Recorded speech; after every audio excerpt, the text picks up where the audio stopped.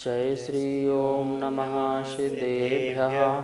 जय श्री महावीराय नमः। जय श्री परम्पराचार्य गुरुवे नमः।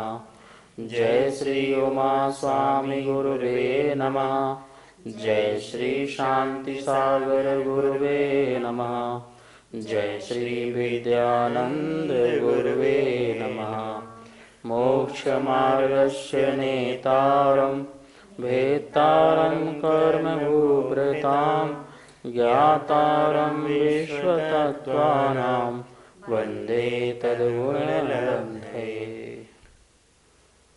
मङ्गलं भगवान् वीरो मङ्गलं गौतमो गणि मङ्गलं कुन्दकुन्दार्यो जैन धर्मोऽस्तु मङ्गलम्। तत्वार्षूत परम मांगलिक ग्रंथ है। आचार्य कुंद के पट्टे से आचार्य स्वामी द्वारा विक्रम की प्रथम शताब्दी में यह लिखा गया है। संस्कृत इसकी भाषा है, सूत्रात्मक इसकी शैली है, 10 अध्यायों में विभाजित है। हम सभी लोग तीसरा अध्याय प्रारंभ कर रहे थे, जिसमें 7 पृथ्वियों के नाम की चर्चा चल रही थी और उसके साथ साथ ही 3 लोक में क्या कहाँ किसकी व्यवस्था है, इसके रूप को भी अपन देख रहे थे। कल अपन ने देखा था कि अधोलोक और ऊर्ध्वलोक और मध्यलोक कितने कितने राज्यों का है, इसकी पीछे आगे कितना ये चौड़ा है, लंबा है, इसके बारे में देखा था। और कल अपन ने ये भी देखा था कि जो राजू है वह राजू का माप कितना है। तो असंख्यात महायोजनों का एक राजू देखा था और एक योजन जो अपन ने देखा कि 4 कोश का एक लघु योजन होता है और 2000 कोश का एक महायोजन होता है। अब अपन आगे पहले एक सूत्र को, जो पहले अध्याय तीसरे अध्याय का प्रथम सूत्र है, उसको एक बार बोर्ड में देख लेते हैं, फिर आगे सूत्र की व्याख्या करते हैं। तीसरे अध्याय का प्रथम सूत्र, रत्न शर्करा वालुका पंक धूम तमो महातमः प्रभा भूमयो घनाम्बु वाताकाश प्रतिष्ठा सप्ताधोधा। इस प्रकार से ये सूत्र है। ये रत्न प्रभा भूमयो भूमि, शर्करा प्रभा भूमियो, बालुका प्रभा भूमियो, पंक प्रभा भूमियो, धूम प्रभा भूमियो भूमि और महातम प्रभा भूमि। इस प्रकार से 7 भूमि हैं, 7 भूमि है। अधो अधा, ये नीचे नीचे एक दूसरे के नीचे नीचे ये 7 भूमियाँ हैं। और ये प्रत्येक भूमि किसके आधार पर है? तो घनाम्बु वाताकाश, घनाम्बु वात और घनाम्बु वात आदि आकाश के आधार पर है। मतलब घनोदधि वात वलय, जो घन वात वलय के आधार से है, घन वात वलय तनु वात वलय के आधार से है और तनुवात वलय आकाश के आधार से है और आकाश अपने आधार से है। ठीक है ना। तो इस प्रकार से प्रत्येक भूमि के नीचे घनोदधि वात वलय, घन वात वलय, तनुवात वलय और आकाश, इस प्रकार से ये प्रत्येक भूमि के बीच बीच में है। पूरे 3 लोक में तो है ही है वात वलय 3, लेकिन इस प्रत्येक भूमियों के नीचे भी वात वलय हैं, जिसके कारण ये पृथ्वियाँ जो हैं उसके आधार से टिकी हुई हैं। इस प्रकार से 7 प्रकार की पृथ्वियाँ हैं। यहाँ पे देखिए 7 नरक के नाम लिखे हुए हैं। देखिए क्या लिखा है, रत्न प्रभा, शर्करा, बालुका, पंक, धूम, तम और महातम। सबके आगे प्रभा लिखा है। प्रभा का मतलब होता है दीप्ति, प्रभा का मतलब होता है कांति।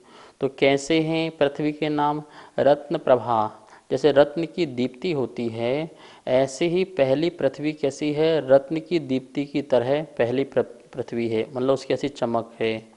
दूसरी जो पृथ्वी का नाम है वो शर्करा प्रभा है। शर्करा मतलब क्या? जो बालू होती है, तो बालू से थोड़ी बड़ी जो किंकरी होती है, उस प्रकार की उसकी प्रभा, उसकी दीप्ति के समान क्या है? दूसरी जो पृथ्वी है। तीसरी कैसी है? बालुका, वो जो बिल्कुल पतली जो बालू होती है, तो आपने नदी के किनारे आदि देखा होगा, वो बालू, उसकी जो कांति है, उसकी जो दीप्ति है, वैसी वो पृथ्वी जो है वो बालुका प्रभा। पंक प्रभा, पंक मतलब कीचड़, जैसे कीचड़ की जो चमक है वैसी प्रभा वाली पृथ्वी, ठीक है ना। तो ये देखिए कि कीचड़ में भी दीप्ति होती है, ऐसी कोई चीज़ नहीं जिसमें दीप्ति ना हो, कांति ना हो, प्रभा ना हो। तो ये जो चौथी पृथ्वी जो है पंख प्रभा, वो कीचड़ के दीप्ति की तरह यह क्या बोलते कि पृथ्वी है। और धूम प्रभा, धूम मतलब धुआं, जैसे धुएं का जो रंग है या धुएं की जो कांति है या दीप्ति है, वैसी पृथ्वी का होना, वैसी पृथ्वी का कलर होना, तो वह धूम प्रभा है। और तम प्रभा मतलब बिल्कुल डार्क, अंधकार, अंधेरी। तो जो जैसे डार्क है, अंधेरा होता है, वैसी दीप्ति वाली पृथ्वी। तो वो डार्क भी, अंधेरा भी, उसमें कहीं ना कहीं दीप्ति होती है। तो प्रत्येक चीज़ में दीप्ति ना हो ऐसा हो नहीं सकता। और उससे भी ज़्यादा अंधेरा, तम से भी ज़्यादा महातम, बहुत ज़्यादा बिल्कुल अंधेरा, ऐसा अंधेरे जैसी दीप्ति वाली प्रभा जिसमें है, ऐसी पृथ्वी। तो इस प्रकार से यहाँ पे देखें 7 प्रकार की जो पृथ्वी, जैसे उनके नाम हैं वैसे ही उनकी वह प्रभा है, दीप्ति है। तो वो इस प्रकार से अपन ने 7 पृथ्वियाँ देखी। ये जो 7 पृथ्वियाँ हैं, और एक अष्टम पृथ्वी होती है जो ईशत प्रावत पृथ्वी होती है, जो सिद्ध शिला जो अपन बोलते हैं, वो 8वीं पृथ्वी होती है। तो पूरे 3 लोक में 8 पृथ्वियाँ हैं। 7 तो ये अधोलोक में हो गई, और एक जो 8वीं पृथ्वी है ईशत प्रावत पृथ्वी अर्थात सिद्ध शिला जिसमें बनी हुई है, वो पृथ्वी वो ऊर्ध्वलोक में हो गई। इस प्रकार से 8 पृथ्वियाँ हैं। जो स्वर्ग आदि हैं उनमें कोई पृथ्वियाँ नहीं हैं, वो तो एक इस प्रकार से स्पेस है, उन स्पेस में बादलों में वह जो है स्वर्ग आदि हैं। लेकिन जो अष्टम पृथ्वी है, वो अष्टम पृथ्वी में 3 घनोदधि, घन, तनुवात वलय और आकाश, ये पूरा उसके आधार से वो अष्टम पृथ्वी भी है। हम लोग जब पूजा पाठ करते हैं तो बोलते हैं अष्टम वसुधा पाने को। तो अष्टम वसुधा पाने मतलब हे प्रभु, जो मैं ये अर्घ लेके आया हूँ वो 8वीं जो पृथ्वी है उसको पाने के लिए। उसको पाना मतलब उस पृथ्वी में हम गए नहीं हैं कभी, ऐसा नहीं है, हम तो निगोदिया जीव बन के वहाँ कई बार चले गए हैं। अष्टम मतलब सिद्ध शिला, सिद्ध भगवान।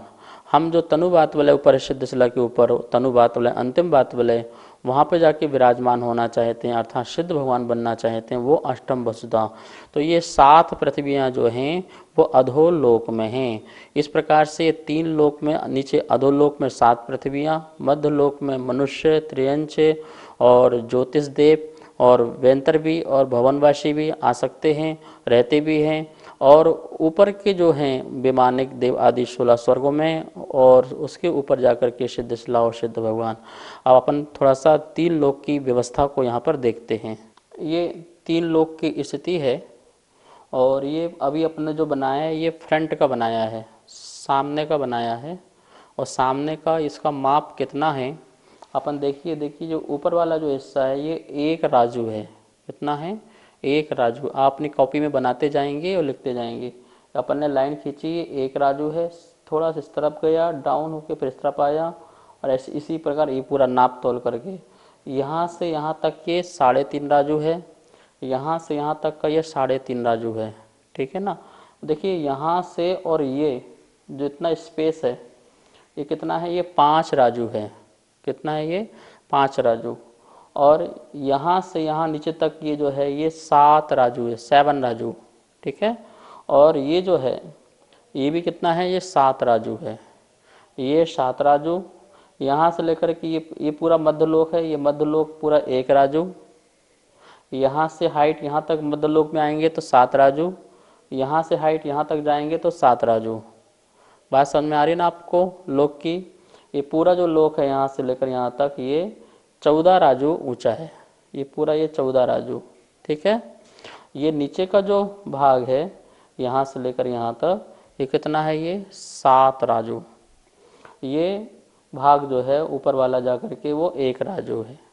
यह जो यहाँ स्थान है, इस स्थान से ये वाला स्थान है 5 राजू। ये मध्यलोक का जो स्थान है वो कितना है? इतना ही है जितना ये है, 1 राजू। और ये नीचे से लेकर के मध्यलोक तक कितना है? 7 राजू। यहाँ से यहाँ तक कितना है? ये 7 राजू। यदि अपन इसको यहाँ देखते हैं ऐसा करके तो ये 3.5 और ये 3.5, इसको यहाँ से यहाँ तक देखते हैं तो कितना हो जाता है 7 राजू। इस प्रकार से ये लोक का माप है।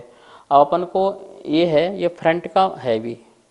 अब अपन कहाँ पर हैं, कौन सी स्थिति में हैं, और ये इस तरफ ये जो है अधोलोक है, ये पूरा का पूरा ऊर्ध्वलोक है, ये पूरा का पूरा जो है मध्यलोक है। तो अपन ने फ्रंट का समझा, अब अपन पीछे का भी समझते हैं, ठीक है ना। और ये जो लोक है, ये लोक तीनों को मिलाकर के लोक होता है, ठीक है। आचार्य नमोस्तु, ये लोक किसने बनाया है? जैन शास्त्रों में और भगवान महावीर स्वामी की वाणी है, लोगो अकृत्रिमो खलु। जो लोक है वो अकृत्रिम है, किसी ने कृत्रिम रूप से बनाया नहीं है। यह किसी परमात्मा के द्वारा नहीं बनाया, यह किसी और किसी व्यक्ति के द्वारा नहीं बनाया, यह स्वमेव अकृत्रिम रूप से अनादि अनिधन है। ये अनादि काल से है और अनंत काल तक ऐसा ही रहेगा। इसमें जो भी परिणमन होना है वो परिणमन होता रहेगा। लेकिन जो लोक की जो रचना है, यह संसार, ये पूरा लोक क्या है, संसार है, विश्व है, और इस विश्व का कर्ता धर्ता कोई नहीं है। जो लोग ये मानते हैं कि परमात्मा ने सृष्टि बनाई है और इसकी रक्षा करते हैं, वो इसका विघ्न करते हैं, इसका महाप्रलय भी करते हैं, ऐसा जैन दर्शन स्वीकार नहीं करता है। क्योंकि परमात्मा के द्वारा कुछ न बनाया गया है और न परमात्मा के द्वारा इसका कोई कर्ता धर्ता है। यह सृष्टि अपने आप ही स्वभाव से ही यह अनादि अनिधन है और इसके बनाने वाला कोई भी नहीं है। अर्थात ये लोक जो है अकृत्रिमो खलु, अकृत्रिम है, कृत्रिम नहीं है। अब हम लोग ये देखेंगे कि लोक में जो व्यवस्था है, जो हमने फ्रंट का आपका चित्र बताया था, पीछे जाकर के यह कैसे लोक दिखाई देता है। तो अपन इस चित्र को देखने के माध्यम से ये देखेंगे कि लोक जो 7 राजू फ्रंट में हैं, तो पीछे जी भी जाकर के 7 राजू है, उसका चित्र भी बोर्ड के माध्यम से समझते हैं। तो अपन ने अभी ये फ्रंट का देखा था, और देखिए ये पीछे भी जा रहा है और पीछे जाकर के भी 7 राजू है। ये फ्रंट का 7 राजू था और ये त्रियक में पीछे जाकर के ये 7 राजू है, और ये भी पूरा जाकर के 7 राजू है। तो इस प्रकार से ये 3 लोग जो ऐसे जाकर के हैं, ये फ्रंट अपन ने दिखाया था अभी आपको, और ये जाके ये ऐसे जा रहा है। तो जितना ये सामने का था उतना ही ये पीछे जा रहा है, ठीक है ना। तो इस प्रकार से ये जो है, इसकी जो व्यवस्था है, ये त्रियक, इसलिए इसको त्रियक लोक भी कहते हैं। क्या कहते हैं, लोक पूरा ऐसे जाकर के ये ऐसे, ये त्रियक में है। तो ये पीछे की पीछे भी जा रहा है। अब 7 राजू जो है वो दक्षिण, उत्तर से दक्षिण की ओर, और 7 राजू ही पूर्व से पश्चिम की ओर। जैसे ये जा रहा है इस तरफ ऐसे, और ये इस तरफ ऐसे आ रहा है। तो ये दोनों तरफ कैसा है, 7 राजू है, और सामने भी 7 राजू है। तो उत्तर से दक्षिण और पूरब से पश्चिम, ये दोनों कैसा है, 7 राजू है। अपन जो रह रहे हैं, ये बीच की जो स्थिति है, इस बीच में एक त्रस्त नाली है। क्या है, त्रस्त नाली है। उस त्रस्त नाली में ही स्वर्ग हैं, नरक हैं, और ये मध्यलोक में जो मनुष्य हैं, 2.5 द्वीप है, असंख्यात द्वीप समुद्र हैं, वो सारी की सारी स्थिति यहाँ पर है। ये देखिए, ये बिल्कुल लोक के बीचों बीच ये पूरा लोक है। इस लोक के बीचों बीच ये त्रस्त नाड़ी है। क्या नाम है, त्रस्त नाड़ी, जो चारों तरफ से एक राजू एक राजू एक राजू, जिसकी मोटाई है, जिसकी चौड़ाई है, ये कैसी है, 1 राजू की है, ठीक है ना। और ये ऊपर जो है ये 13 राजू में से कुछ कम। इस प्रकार से ये जो है ये पूरा तो 14 राजू है, और ये त्रस्त नाड़ी पूरी 14 राजू नहीं है, 13 राजू में कुछ कम है। इस प्रकार से ये त्रस्त नाड़ी बीचों बीच है, 3 लोक के बीचों बीच है। अब देखिए यहाँ पर निशान बना देते हैं अपन, तो ये बन जाता है मध्यलोक का। ये क्या हो जाता है, मध्यलोक। इसके ऊपर जो है ये सारे के सारे स्वर्ग के स्थान हैं, ठीक है ना। ये नीचे जो अपन ने भी 7 पृथ्वियाँ पढ़ी, रत्न, शर्करा, बालुका, पंख, धूम, तमा, तो ये सब 7 पृथ्वी इस प्रकार से ऐसे यहाँ पर है। यहाँ पर ये 7 पृथ्वियाँ बनती जा रही हैं, ठीक है ना। तो ये सातों पृथ्वी यहाँ पर हैं, ऊपर ये स्वर्ग है, और ये ऊपर जा कर के जो है यहाँ पर लास्ट में जा कर के तनुवात वलय में जो है सिद्धालय है, अर्थात जहाँ पर सिद्ध भगवान होते हैं। तो इस प्रकार से इसके बाहर जो है ये सारे एक इंद्रिय जीव भरे हुए हैं। ये त्रसनाली जो है इसको छोड़ करके इसमें तो है ही हैं एक इंद्रिय जीव, इसके बाहर भी पूरे लोक में ठसाठस एक इंद्रिय जीव भरे हुए हैं। लेकिन इसका नाम क्या पड़ा? त्रसनाड़ी। क्यों पड़ा? क्योंकि जो त्रसनाड़ी है इसमें एक इंद्रिय के साथ साथ त्रस जीव हैं, इसमें कोई त्रस जीव नहीं होते हैं। त्रस मतलब किसे कहते हैं? 2 इंद्रिय, 3 इंद्रिय, 4 इंद्रिय और 5 इंद्रिय, इन जीवों को कहते हैं त्रस जीव। इसलिए इसका नाम त्रस नाड़ी पड़ा। नाली की तरह है, नाड़ी की तरह है, इसलिए इसको बोलते हैं त्रस नाड़ी। इस प्रकार से पूरे के पूरे 3 लोक के बीचों बीच एक त्रस नाड़ी होती है, जिसमें अधोलोक में नरक आदि की व्यवस्था, ऊर्ध्वलोक में स्वर्ग आदि की व्यवस्था, और मध्य लोक में जो 2.5 द्वीप हैं, असंख्यात द्वीप समुद्र हैं, इस प्रकार जिसमें ज्योतिषी देव हैं, सूर्य हैं, चंद्रमा हैं, तारे हैं, ये सारे मध्य लोक में हैं। तो इस प्रकार से ये त्रसनाड़ी की व्यवस्था। आपको ये बात समझ में आ गई ना? आपको यहाँ पर एक चित्र दिखाई दे रहा होगा जिसमें त्रसनाड़ी बनी हुई है, बिल्कुल एक ट्यूब की तरह है, जैसे ट्यूबलाइट है ऐसे ट्यूबलाइट की तरह बनी होगी।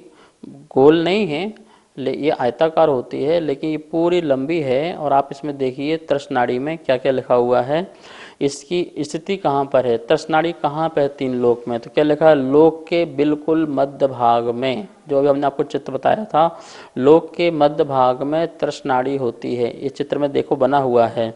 और ऊंचाई कितनी होती है इसकी? कुछ कम 13 राजू। कितनी होती है? त्रसनाड़ी की जो ऊंचाई होती है वो कुछ कम 13 राजू होती है। लंबाई कितनी है? तो इसकी जो लंबाई है वो 1 राजू है। इसकी चौड़ाई कितनी है? तो चौड़ाई भी इसकी 1 राजू है, लंबाई भी 1 राजू और चौड़ाई भी 1 राजू। इसका जो घनफल भी है वो इतना ही है, कुछ कम 13 राजू, 13 घन राजू, कुछ कम 13 घन राजू। क्योंकि जब लंबाई और चौड़ाई 1-1 है तो 13 को 1 से गुणा करेंगे तो 13 ही आएगा, तो 1 से गुणा करेंगे तो भी 13 आएगा। तो इसलिए घनफल भी कितना निकल के आएगा? 13 राजू। तो कुछ कम 13 राजू। और इसका आकार बताया जैसे कि एक अपन एक ट्यूबलाइट खड़ा कर दें, बिल्कुल वैसा, ठीक है ना। तो इस प्रकार से तीनों लोगों के मध्य में, चूंकि इसमें 2 इंद्रिय, 3 इंद्रिय, 4 इंद्रिय और 5 इंद्रिय जीव पाए जाते हैं त्रसनाड़ी में, तो इस कारण इसका नाम त्रसनाड़ी है। अब उसमें ये भी देख सकते हैं कि अपन जो 5 इंद्रिय जीव कहाँ पर हैं, 2 इंद्रिय जीव कहाँ पर हैं, ये सारी व्यवस्था जब अपन आगम से पढ़ेंगे तो वो भी अपन को समझ में आ जाएगा। अब अपन यहाँ पर जो 3 बात वलय पढ़े थे, जो अपन ने पहले सूत्र में जो घनाम्बु वाताकाश ये शब्द पढ़ा था, तो उसमें अपन को 3 बात वलय निकालना है। घनोदधि बात वलय, घन बात वलय, तनु बात वलय और फिर आकाश। तो इसको भी अपन एक बार देखते हैं। ये जो संपूर्ण 3 लोक अपन ने पढ़ा था, इन संपूर्ण 3 लोक को ये 3 बात वलय, देखिए पूरे 1 2 3, ये 3 बात वलय चारों तरफ से देखिए अब 3 बात वलय बने हुए हैं। वात वलय, वात मतलब पूरा घेरा, एक दूसरे को घेरे हुए हैं। कैसे घेरे हुए हैं? जो ये पहला, दूसरा और तीसरा, ये ऊपर वाला जो है इसको बोलते हैं तनुवात वलय, तनुवात वात वलय। जो ये वाला बीच वाला है वो घन वात वलय, ठीक है ना। और ये जो पहला नंबर वाला है इसको बोलते हैं घनोदधि वात वलय। अब ये कहीं भी नाम लिखेंगे नाम वही रहेगा, चारों तरफ जो नाम हैं वो का नाम किसके हैं? घनोदधि वात वलय, घन वात वलय और तनुवात वात वलय। इस प्रकार से ये 3 लेयर से ये पूरा का पूरा जो 3 लोक है। और इसके बाहर एक कौन है? ये सब पूरा आकाश है, आकाश तो इसमें भी है और इसके बाहर भी आकाश है। आकाश पूरा अखंड है, जितने में ये 3 बात वाले तक पूरा आ गया इसको बोलेंगे अपन लोकाकाश, लोक का आकाश। और इसके बाहर का जो आकाश होगा वो उसको बोल देंगे अपन अलोकाकाश। आकाश के 2 भेद नहीं है, आकाश पूरा एक है। जिसमें तीन लोक की संरचना है, जहाँ तक ये बात वलय है, यहाँ तक का जो आकाश होगा हम उसको बोलेंगे लोकाकाश, और इसके बाहर का जितना भी आकाश होगा उसे बोलेंगे हम अलोकाकाश। तो घनोदधि बात वलय किसके आधार पर है? घन बात वलय के आधार से है। घन बात वलय किसके आधार से है? अंतिम तनु बात वलय के आधार से है। तनु बात वलय के आधार से है। और ये किसके आधार से है? आकाश के आधार से है। अंतिम आकाश आ गया ना ये। और आकाश किसके आधार पर है? आकाश अपने आधार पर है, आकाश किसी और के आधार पर होता नहीं है। तो इस प्रकार से अपन ने देखा कि ये तीन लेयर जो हैं यहाँ पर भी हैं। और जो अपन ने बीच में पृथ्वियाँ देखी थी, 7 पृथ्वियाँ, तो हर पृथ्वी के नीचे भी ये 3-3 बात वाले और आकाश है। जैसे बात वाले यहाँ पर हैं, ऐसे ही जैसे रत्न प्रभा पृथ्वी है, उसके नीचे भी 3 बात वाले ऐसे बने होंगे जैसे ये बने हैं। और फिर दूसरी पृथ्वी होगी शर्करा, तो उसके नीचे भी 3 बात वाले और आकाश। तो इस प्रकार से प्रत्येक पृथ्वी के नीचे भी ये बात वलय बने हुए हैं, और ये पूरे 3 लोक को भी घेरा हुआ बात वलय है। इस प्रकार से ये बात अपन समझें, ठीक है। 3 नाम, घनो दधि बात वलय, घन बात वलय और तनु बात वलय। अब इनके अर्थ क्या होते हैं उसको भी देखते हैं। अपन यहाँ स्लाइड में देखेंगे, लिखा हुआ है लोक के चारों ओर 3 वलय, वलय घेरा किस प्रकार से है? देखिए लिखा है लोक का आधार। क्या लिखा है? तो क्या लिखा है उसके सामने? घनो दधि बात वलय। जो लोक है पूरा, उसका आधार क्या है? पहला घनो दधि बात वलय। तो घनो दधि बात वलय क्या है? घन, ठोस। घन का मतलब होता है ठोस। उदधि मतलब जल, उदधि मतलब जल, ठोस जल। और वात वलय, वात मतलब वायु, जहाँ पर ठोस वायु प्लस जल का घेरा हो। ठोस वायु प्लस जल, इनका क्या हो? घेरा हो। पहला जो राउंड है इसमें ठोस जल, ठोस वायु और ठोस जल का घेरा होता है, इसके लिए इसका नाम होता है घनो दधि बात वलय, ठीक है ना। मतलब अपन कह सकते हैं वाष्प, वाष्प जो वाष्प होती है वो ठोस रूप से है। ये पहला जो घेरा है ऐसा, इसका नाम घनो दधि बात वलय है। अब घनो दधि बात वलय किसके आधार पर है? तो घनो दधि बात वलय का आधार क्या है, वो किसके आधार पर है? तो नीचे लिखा है घन बात वलय। क्या लिखा है? घन बात वलय। घन बात वलय मतलब क्या हो? बात मतलब वायु। कैसी वायु? घन रूप से, ठोस वायु का घेरा। कैसा? ठोस वायु का घेरा। तो दूसरा जो घेरा है वो कैसा है? ठोस वायु का घेरा है, इसलिए इसका नाम पड़ा घन बात वलय, मतलब मोटी हवा, ठीक है ना। क्या लिखा हिंदी में अर्थ? मोटी हवा। अब ये जो घन बात वलय है ये किसके आधार पर है? इसका आधार क्या है? तो तनु बात वलय। अंतिम बात वलय जो है उसका नाम क्या है? तनु बात वलय। तो तनु बात वलय मतलब, तनु मतलब पतली, तनु मतलब पतली, और वात मतलब वायु। तो पतली वायु का घेरा, तनु वात वलय, पतली वायु का घेरा। इस प्रकार से पतली वायु, तो अपन ने देखा पहले घेरा में वाष्प, दूसरे में मोटी हवा, और तीसरे में पतली हवा। और तनु बात वलय किसके आधार पर है? तो नीचे लिखा है आकाश। कैसा लिखा है? आकाश। तो इस प्रकार देखो चित्र में दिखा होगा 3 बात वलय बने हुए हैं। अधोलोक की जो 7 पृथ्वियां हैं वो किसके आधार पर है? घनो दधि बात वलय के आधार में स्थित हैं। इस प्रकार से 7 पृथ्वियों का आधार जो है वो घनो दधि बात वलय है, जो अपन ने सूत्र में पढ़ा था। ये पूरा का पूरा जो तीसरा अध्याय है चित्रों के माध्यम से समझा जाएगा। और अपन ने आज 3 लोक की व्यवस्था देखी कि 3 लोक का आकार कैसा है, इसका बात वलय और 7 पृथ्वियाँ आदि। अब इसके आगे अपन अधोलोक का कल चित्र के माध्यम से वर्णन देखेंगे। आप सब लोग जरूर कॉपी पेन लेकर के बैठें, जिससे आपको पढ़ने में लिखने में सहूलियत जाए। और अपन सब लोग जनवाणी स्तुति करते हैं। जावाणी के ज्ञान से सूझे लोकालो, सोवाणी मस्तक धरूं सदा देत हो धो। हे जनवाणी भारती तो हे जपो दिन रेन, जो तेरा शरणा धरे सो पावे सुख चैन। सभी को बहुत बहुत मंगल आशीर्वाद। जय जिनेन्द्र। जैसा कि आप सभी यहाँ पर देख रहे हैं, आचार्य श्री के द्वारा जैन पाठशाला में तत्वाश्रुत का सरलीकरण करके चित्रों और स्लाइडों के माध्यम से जो अध्ययन कराया जा रहा है, उसी अध्ययन का यहाँ पर चित्रों स्लाइडों के माध्यम के साथ में यह पुस्तक यहाँ पर प्रिंट होकर के प्रथम अध्याय की पुस्तक हमारे पास में आ चुकी है।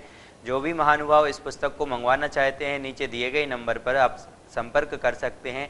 एवं यदि कोई महानुभाव अगले अध्याय, द्वितीय, तृतीय आदि अध्यायों की यदि पुस्तक छपवाना चाहते हैं, उनके भाव बन रहे हैं, तो भी नीचे दिए गए नंबरों पर संपर्क कर सकते हैं।